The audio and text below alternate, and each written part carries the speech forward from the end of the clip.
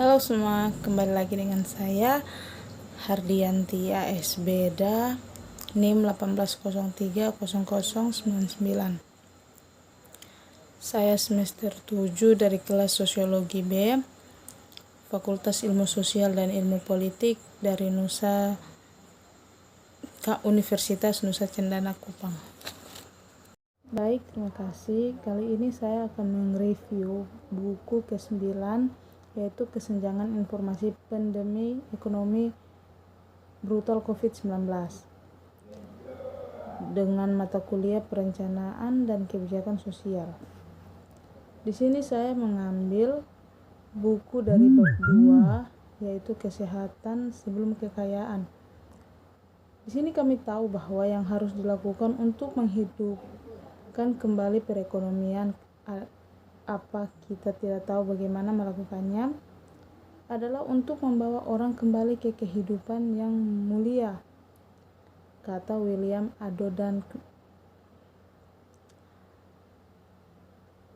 Yang lebih brutal daripada mencoba membuat hidup dan mati keputusan dengan biaya dolar terlampir, dan seperti yang sering terjadi di sana, tidak ada orang yang lebih menyebalkan dalam menghadapi trade-off itu selain ekonomi, yaitu tidak ada yang lebih menyebalkan dari mengalami sesuatu yang terkait dengan perekonomian, karena dengan perekonomian tersebutlah kita bisa merasakan kehidupan yang akan datang dalam jangka waktu yang panjang, karena semua di sini butuh biaya. Pada waktu normal, para ekonomi melakukan perhitungan ini tanpa penyesalan secara alami. Mereka tanpa henti fokus pada fakta bahwa kita memiliki keterbatasan sumber daya dan hanya dapat melakukan begitu banyak jika kita mengarahkan pengeluaran menuju, katakanlah, kesehatan masyarakat. Kita mengorbankan sesuatu yang lain. Dengan demikian, tidak mengherankan melihat beberapa ekonomi mengingatkan orang tentang trade-off tersebut sehubung dengan pandemi COVID-19. Di sini kami sangat mengutamakan penyelamatan nyawa, kata Casey Mulligan, seorang ekonomi Universitas Chicago yang menghabiskan 1 tahun sebagai kepala ekonomi di Dewan Penasihat Ekonomi Trump. Tetapi ini bukan satu-satunya pertimbangan. Makanya kami tidak tutup ekonomi setiap musim flu.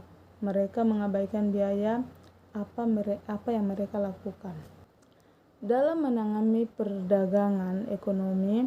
Jika kita mendapatkan sedikit atau lebih banyak, bagaimana banyak hal lainnya yang harus kita korbankan. Jika kita ingin membuka ekonomi sedikit lagi selama pandemi, beberapa banyak nyawa yang harus dibayar, terutama pada margin adalah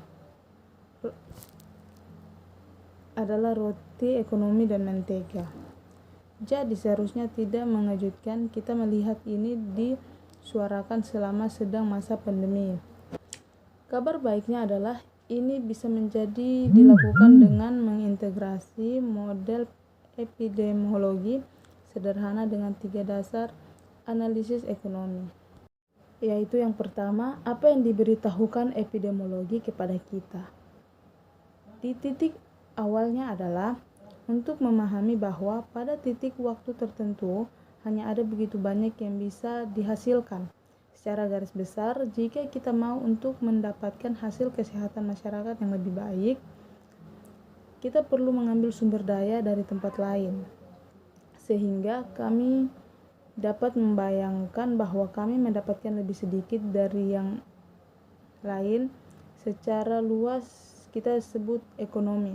Apa yang membuat trade-off ini mudah dipahami adalah ketika kita berbicara tentang produksi beberapa kesehatan masyarakat, kita kemudian dapat berpikir tentang beberapa banyak kurang dari ekonomi yang kita dapatkan selain itu.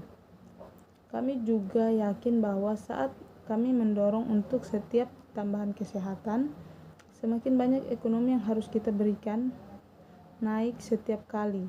Jadi jika kesehatan masyarakat kita buruk, itu relatif murah dalam hal pengurangan ekonomi.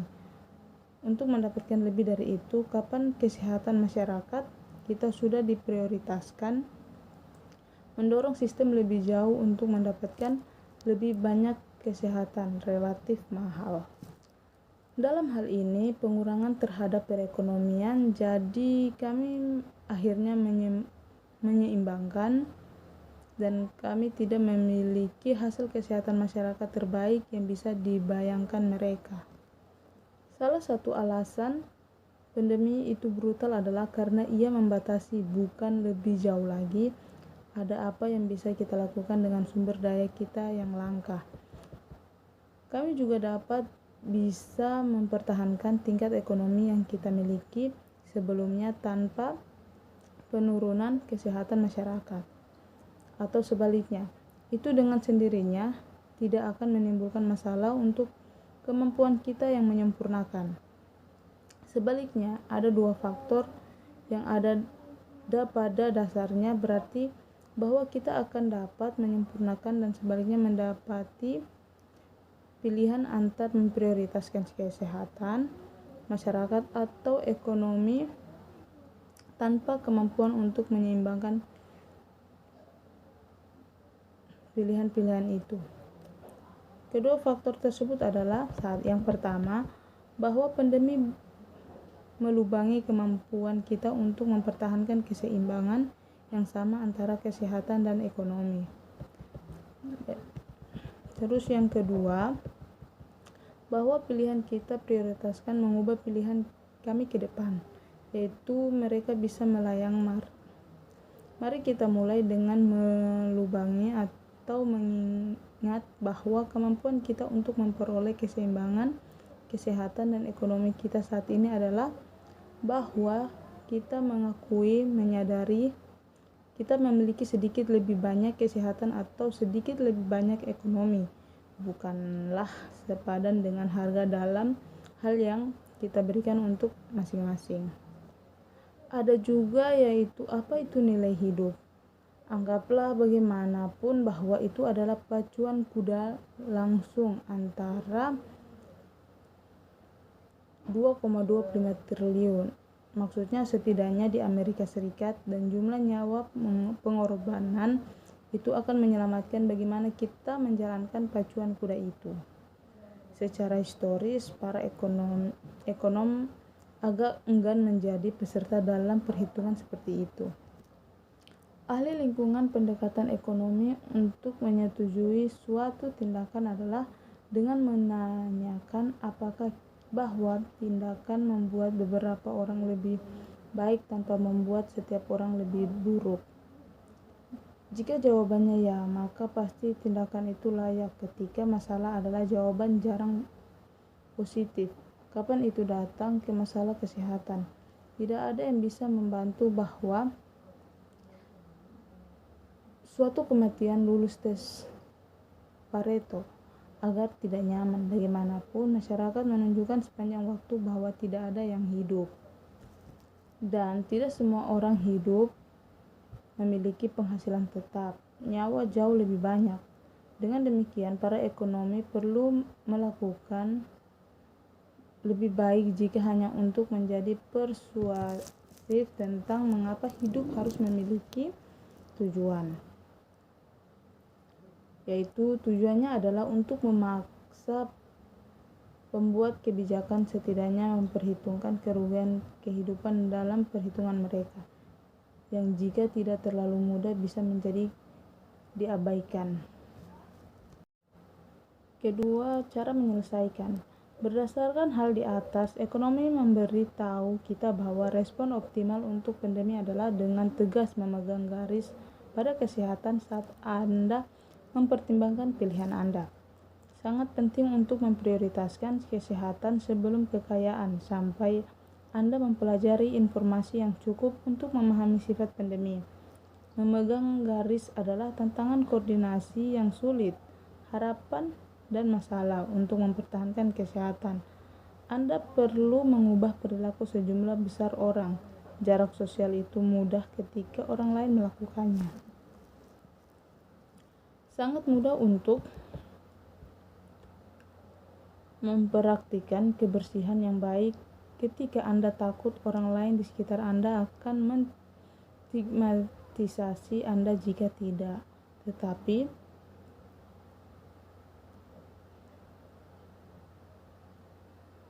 sisi lain dari ini adalah jika Anda tidak dapat mencapai konvergensi itu harapan, Anda mungkin tidak dapat mencapai kemajuan yang signifikan dalam menahan virus. Secara khusus, penting untuk menjaga langkah-langkah di tempat waktu yang lama cukup bagi mereka untuk memiliki efek yang diinginkan. Karena pada kenyataan lebih cepat diukur dalam hitungan hari. Itu sulit, standar untuk keputusan yang ternyata sangat konsekuensial. Baik, terima kasih. Mungkin hanya ini sedikit dari saya. Semoga bermanfaat tentang perekonomian kita, dan terima kasih.